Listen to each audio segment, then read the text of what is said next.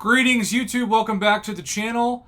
Assuming, and that is a big assumption, assuming that platinum tiers, at least 2 and 3, are the usual wild, wild west of mismatches where somebody who has my loaded account will be matched up against some poor sap who's maybe Cavalier and has a couple of rank 3 6-stars. That is going to be my blunt hope to make it through all of the wins that I need to make it through to get a 6-star ascended. I currently, like so many people, am just 20 tier 2 primordial dust away from ascension, and that 20, of course, is courtesy of the final Battlegrounds milestone. Now, some of you, actually quite a few of you, more people than I would have imagined, though I guess that's me not understanding enough just how people operate, and that's on me. Many of you have already sent me screenshots of what it would take for you to take somebody up because you've already done it. I've got videos waiting to be commentated of different champions that you've ascended as 6-stars, which is pretty amazing. And of course, part of the dream is to not just win extra trophy tokens, and I love that there are extra trophy tokens because I love trophy tokens. And yeah, it's cool to get a 5-star relic crystal and a 6-star relic crystal. But man, 10 victory track or gladiator circuit matches. Whew! That is a lot. Maybe where the platinum tier really shines, assuming you make it there. But I've heard mixed reviews about just how many fights it takes because it does seem disproportionate given how difficult Battlegrounds is for so many people. Now, the people at the top with the most skills, they're going to be just fine. In fact, they've already got the 20, I'm fairly certain, tier 2 primordial dust. They've already acquired that. So this video is not for them. This is for the growing player that maybe is Paragon, but not to the extent that the July 4th Paragon players got to be that wailed out like myself and have 15 plus rank 5 6-stars. And I got a message from a guy named Andy who had thoughts on this that I actually figured would be pretty important to read. He said, personally, I'm mixed. I'm not the biggest fan of Battlegrounds and the landscape of it.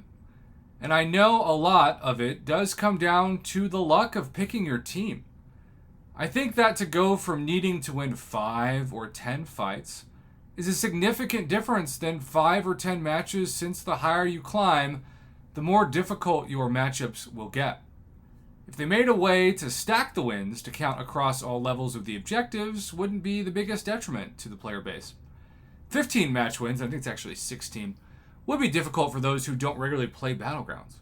So to go back to your question about the song and dance here, I would say, as currently being executed, yes, it is unreasonable based upon what was originally laid out from explanation by Kabam and what a large amount of the player base expected.